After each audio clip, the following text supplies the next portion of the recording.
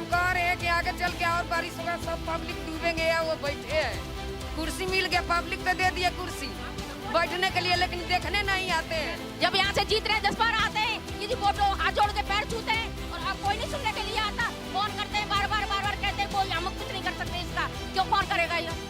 कुछ भी नहीं करते, कोई नहीं आके देखा है। कुछ कहते हैं आगे से लाइन भरी, हम कुछ नहीं करते। खाली होगी आगे से तभी तो पीछे से होगा।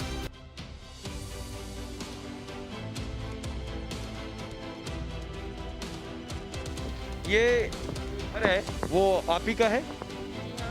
हमारा है। आपके बच्चे वगैरह कहाँ हैं? बच्चा एक मम्मी के घर में छोड़ रखा है, एक पड़ोसियों के घर में घूम रहा होगा बेचारा। खाना कहाँ खाया? पड़ोसी खिला रहे हैं। राशन पूरा बिखर गया, सब गेहूं क्या, चावल क्या, दाल क्या, सब कुछ नहीं बचा है। इलेक्ट्रॉनिक्स का सामान लाइक टीवी, फ्रिज, ये सब? बस टीवी ऊपर परछेती पर है तो बचा है। वॉशिंग मशीन भी गया है, मोटर भी जो पानी पीने का लगा हुआ है वो भी पूरा पानी में है। अभी सिर्फ मेरे पीछे जो तस्वीरें आपको दिख रही है उन्हें देखिए और मन ही मन में अरविंद केजरीवाल का वो ऐतिहासिक भाषण याद कीजिए जिसमें वो कहते नजर आ रहे हैं कि हमने दिल्ली में हर घर के अंदर पानी पहुंचा दिया। ये उपलब्धि शायद सिर्फ उनकी सरकार की है। जो पीछे आपको नजारे दिख रहे हैं, ये इलाका सीतापुरी की कॉन्स्टिट्यूंसी का है जो जनकपुरी विधानसभा में आता है। ये जनकपुरी विधानसभा का एक घर है जो पानी से लबालब भरा हुआ है। इस घर के अंदर पानी की इतनी मात्रा है कि यहाँ पे जो बच्चे रहते हैं उनको पिछले 2 दिनों से पड़ोसियों ने पनाह दी हुई है और घर की जो स्थिति है वो तो आपको विजुअल से नजर आ ही रही होगी। पूरा पानी बदबू मार रहा है जो कहीं ना कहीं बीमारी को बुलावा दे रहा है। पूरे घर के अंदर जलभराव है, सीवर का पानी है, घर तहस नहस हो चुका है और सरकारें मौन और खामोश है। जिम्मेदारी किसकी है? क्या एमसीडी की या दिल्ली सरकार की, जिसने एक व्यक्ति के हंसते खेलते घर को बर्बाद करके रख दिया? अगर जिम्मेदारी एमसीडी की है तो भी जिम्मेवार सिर्फ और सिर्फ आम आदमी पार्टी है, क्योंकि यहां से निगम पार्षद हैं आम आदमी पार्टी के प्रवीण कुमार। अगर जिम्मेदारी विधायक की है तो भी जिम्मेवार अरविंद केजरीवाल है, क्योंकि यहां से विधायक हैं राजेश ऋषि। इन दोनों की कॉन्स्टिट्यूंसी में कुछ इस तरीके के हालात हैं। लोगों के घर बर्बाद हो गए, सत्ता मौन रही, सरकारें चुप रही, जिम्मेदारियां एक दूसरे पर डालती रही।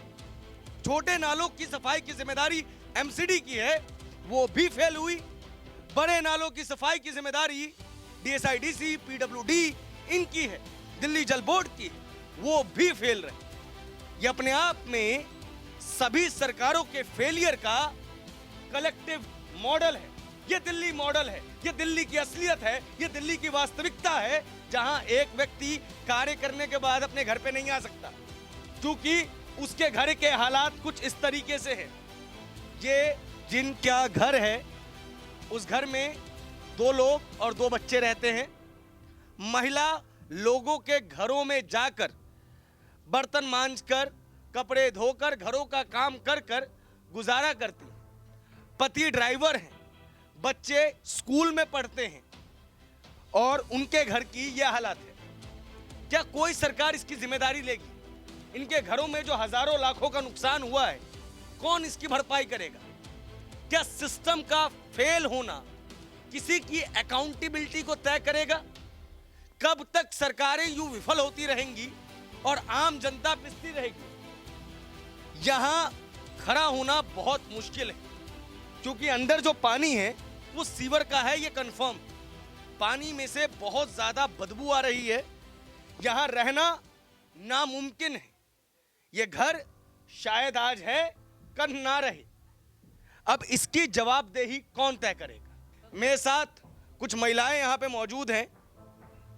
बारिश हुए तो समय हो गया लगभग 1-2, आज तो बिल्कुल बारिश नहीं हुई, कल हुई थी बारिश, ठीक है। अभी तक यही हालत है, ये जिनका घर है वो बिल्कुल डूब चुका है। क्या बाकी घरों की भी ऐसी हालत? सब हालात ऐसे ही है जी, क्या करें? अरे क्या ये बीमारी नहीं फैल रही? जब से तो कोरोना का हल्ला था, अब किस चीज का हल्ला है? ये पानी का हल्ला हो रहा है क्या? किस चीज का हल्ला हो रहा है? ये बीमारी नहीं है, क्या है ये बताइए? ये जिस घर के अभी मैंने आपको विजुअल्स दिखाए थे, जो घर जो है पूरा पानी से भरा हुआ है, वो ये है। देखिए इनकी हालत आपको दिख रहा होगा, इन्होंने पाँव के ऊपर जो है वो पन्नी बांध रखी है। क्या हर साल आपके घर की ऐसी हालत होती है या पहली बार ऐसा हुआ है?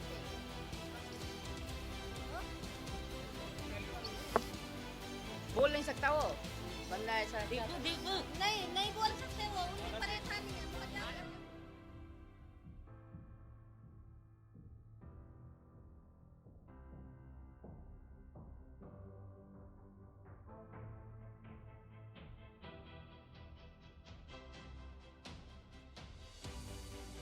ये जो घर है वो आप ही का है? जी हाँ, हमारा है। आपके बच्चे वगैरह कहाँ हैं अभी? बच्चा एक मम्मी के घर में छोड़ रखा है, एक पड़ोसियों के घर में घूम रहा होगा बेचारा। खाना कहाँ खाया? पड़ोसी खिला रहे हैं। तो ये जो हालत हो रखी है, तो आपने किसी नेता को फोन वोन किया कि मेरे घर की इतनी बुरी हालत हो गई है, आपकी वजह से हुई है? जी हाँ, सबको किया है, फोन भी किया है। वो उस दिन आए भी थे, वो कौन आए? परवीन कुमार भैया जो उनके बंदे आए थे यहाँ पे, खोल खाल के थोड़ा सा गए हैं, बस कुछ भी नहीं कर रहे हैं। हाँ जी हाँ, फोटो खींच रहे हैं, अनाउंस कर रहे हैं अपना, बस वीडियो बना रहे हैं, चले गए हैं। एक बात बताओ, वो क्या कहते हैं, ये जो घर है इसके अंदर अमूमन कितने का सामान था? क्या सामान था ये बताइए। सर पूरा ही सामान था, इसमें एक सामान नहीं बचा। बताओ, राशन वगैरह? राशन पूरा बिखर गया, सब गेहूं क्या, चावल क्या, दाल क्या, सब कुछ नहीं बचा है सर। इलेक्ट्रॉनिक्स का सामान लाइक टीवी, फ्रिज, ये सब? बस टीवी ऊपर पर छेती पर है तो बचा है। वॉशिंग मशीन भी गया है, मोटर भी जो पानी पीने का लगा हुआ है वो भी पूरा पानी में है सारा। आपके साथ हर बरसात में ऐसी हालत होती है या पिछले कुछ दिनों से हुआ? ये 1 महीने से ही हो रहा है थोड़ा, और ये इस बार तो कुछ ज्यादा ही हो गया। कि पिछली बरसात जब हुई थी तो आपके घर में ऐसी कोई हालात नहीं है? इतना पानी था, लेकिन ऐसा नहीं था कि पूरा सामान जो डूब जाए। पलंग वगैरह, बेड, रजाई, बिस्तर, हर चीज खराब हो गई है। एक चीज नहीं बची है, कपड़ा भी बच्चे को बार बार पहनाने के लिए भी नहीं बचा है। अगर आप यहाँ पे देख पाएंगे, ये जो नाली है, सीवर है, ये पूरा भरा हुआ है। अगर आप यहाँ 2 बाल्टी पानी शायद गिरा दें तो ये गली जो है वो फिर से पानी में हो जाएगी। मैं यहाँ से नहीं जाऊँगा, आप कहेंगे तो पानी में उतर के भी जो है मैं वीडियो बनाऊँगा। इस पूरी घटनाक्रम के बारे में मुझे जो है बताइए। शनिवार को ये बारिश हुई, शाम के टाइम हमें भी लगा पानी भरा हुआ है, सुबह तक निकल जाएगा। संडे की सुबह मैंने परवीन जी, यहाँ के निगम पार्षद, उनको मैसेज डाला। मैंने उनको कहा कि भाई साहब यहाँ पानी भरा हुआ है, तो उनका रिप्लाई मेरे पास कुछ नहीं आया। फिर मैंने कॉल किया तो उनके जो भी प्रतिनिधि थे उन्होंने मुझसे कहा जी हर जगह यही हालत है, धीरे धीरे पानी उतर जाए, आप वेट करो। हमने कहा चलिए ठीक है जी। सोमवार आया, मैंने विधायक जी को मैसेज डाला, उनके प्रतिनिधियों से ही बात करी। नागेंद्र जी उनके प्रतिनिधि, उन्होंने अपना फ़ोन ऑफ कर लिया। मैंने लगातार मैसेज डाला, कॉल किया, किसी ने मेरे किसी कॉल का रिस्पांस नहीं दिया। फिर मैंने परवीन जी को मैसेज डाला तो उनका कहना था कि मेन लाइन में दिक्कत है, हमने ट्रक लगा दिया है, शाम तक ठीक हो जाएगा। आज शाम तक? कल शाम तक की बात है। फिर मैंने प्राइवेट कुछ लोगों को बुलाया, एक अमर तिवारी हमारे नेता हैं, उनको मैंने रिक्वेस्ट करी, उन्होंने अपने 4-5 लोगों को भेजा, यहाँ पे सफाई हुई, बट कोई फ़ायदा नहीं हुआ। आप इधर आइए भैया 1 मिनट। ये हमारे पड़ोसी हैं, आपने अभी इनके घर की तस्वीर देखी है, पैरों की भी हालत इनके देख रहे हैं। 4 दिन हो गए इनके बच्चे कभी किसी घर में रुके हुए, कभी किसी घर में रुके हुए। सामान की हालत ये है कि सब कुछ ख़त्म है, सब खत्म हो चुका है इनका।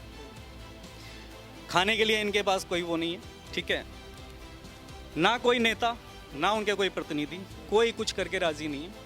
वोट के टाइम आते हैं, हाथ जोड़ते हैं, वोट लेते हैं, उसके बाद किसी का कोई ठिकाना नहीं है। राजा ऋषि जी के भाई कहते हैं कि आपको जो करना है कर लीजिए। अच्छा जी, उनका कहना आपको रोड जाम करना, आप रोड जाम कर लीजिए, आपको जो करना है कर लीजिए, जो हमसे नहीं हो सकता हम नहीं कर सकते, ये उनका बयान था। और ये उनसे हो नहीं सकता मतलब? जी, कि जब मेन लाइन खुलेगी तभी कुछ हो सकता, हम कुछ नहीं कर सकते। अगर आप कुछ कर नहीं सकते तो आप किस लिए जनता के प्रतिनिधि बने, क्यों जनता के सेवक चुने गए? मेरा सवाल उनसे ये है। सब लोग परेशान हैं, मेरे घर में ही पानी भरा था, मेरा ही बहुत कुछ नुकसान हुआ है। ये है कि आप कंट्रोल है, लेकिन इनका चूंकि नीचे घर है कुछ नहीं हो पा रहा है। आप गंदगी की हालत दे सकते हैं, डेंगू बढ़ता जा रहा है, मच्छरों की हालत 10 साल में पहली बार इतने बड़े पैमाने पे यहाँ मच्छरों की इतनी ज़्यादा संख्या है।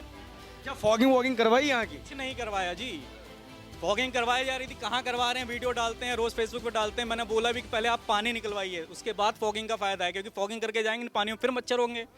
लेकिन कोई कार्रवाई नहीं हो रही है। हम लोग पिछले 4 दिन से, मैं खुद पिछले 2 दिन से ऑफिस नहीं जा पा रहा हूँ, सिर्फ इसी वजह से कि कैसे काम हो, घर से निकल नहीं सकते, राशन की दिक्कत, दुकानों पे जा नहीं सकते, सामान ला नहीं सकते। घर नाम क्या है ये बताइए? मैं राहुल।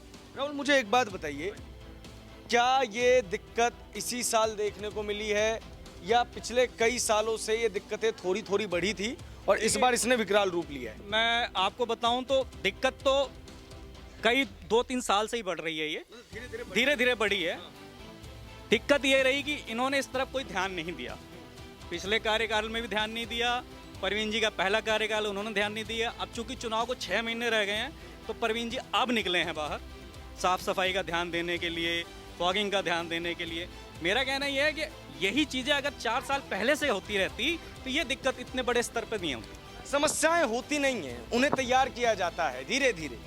लगभग हमने जहां जहां रिपोर्टिंग की है वहां हमने एक चीज़ नोटिस की है कि ये पानी की समस्याएं पिछले 2-3 सालों से धीरे धीरे स्तर पे बढ़ रही थी।